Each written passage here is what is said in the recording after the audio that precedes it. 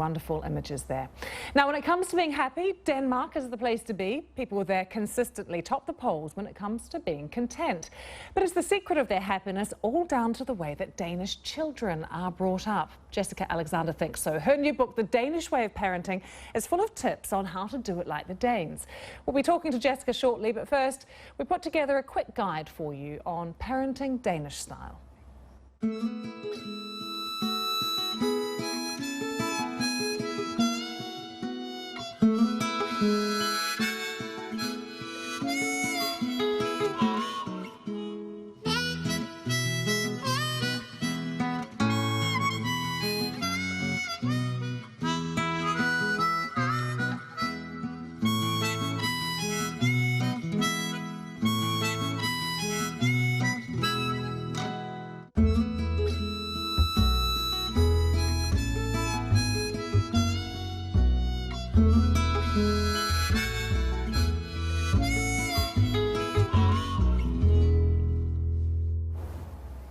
Jessica is with me now.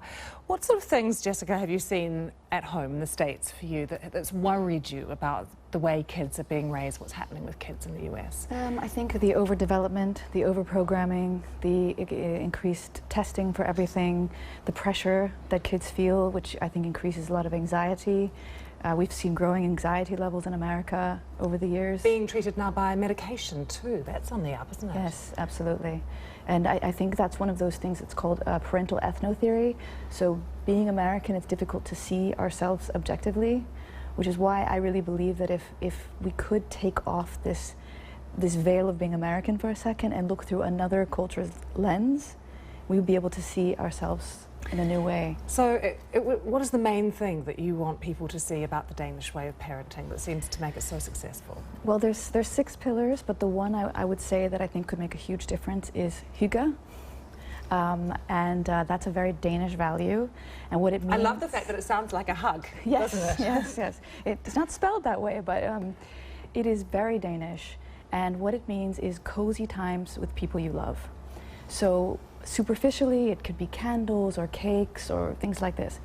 But I think that hygge, fundamentally, is a psychological space you enter into with your loved ones that's safe, you don't have to put your guard up, and you can spend some lovely time together like this in the hygge space. So would a simple idea be having a meal together, for instance? Because yes. That seems to be something that's really yes. slipping right across the world. Parents aren't eating with their children anymore. Absolutely, but it's more than that. So when you enter into the hygge space, you leave your complaining, your stress, your negativity, your controversial discussions at hygge's door.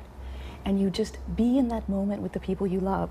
So it's incredibly connecting. You've heard of mindfulness. I describe hygge as we-fulness. It's we time, not me time. And what changes do you see in children when they experience that? They love it. They love it. They love drama-free time with their families where there's no negativity. And when you decide to do it actively, there's a hygge oath in the book you can talk about with your family. When you decide to do it actively, it's totally possible. And kids just thrive in this environment. And do you also believe that it takes a village to raise a child, that hygge is not just about your immediate family, but it's something that can be experienced throughout a community? But when you start with your family, then it gets easier to include friends. Because Danes do this naturally, we have to work at it. But I've tried it with my American family and friends, and it's amazing. Let's talk about competitiveness, because I've asked for people to contact me on Twitter, and one of the things I've been hearing back is that they feel the pressure from the system now, from the school, right. From everyone around them, that their kids need to be competitive, they need to do well. Right. How do you see competitiveness? Because in some children it's natural too, that instinct. Sure, of course, but that's part of our culture. We are a competitive culture, we're an I-win culture. And this is where it's a mind shift, and I think the best thing we could look at is if you look to Denmark, happy, 40 years in a row, we all want that. So I feel like this is such a good, gives us a purpose to try to make some changes and get away from that competitiveness, which is disconnecting. It's not connecting. And what's your key bit of advice when it comes to discipline? Be respectful, teach respect, and you will be respected.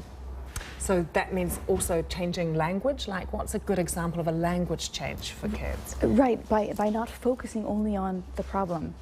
A problem is only a problem if it's referred to as a problem. Don't focus only on discipline and obedience.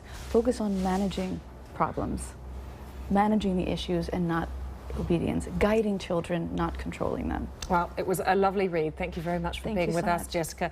There are lessons in the book, not just for parents, but for people who run businesses and corporations, for adults as well. Great to have you with us on GMT. Looking forward to seeing you again tomorrow. Bye-bye.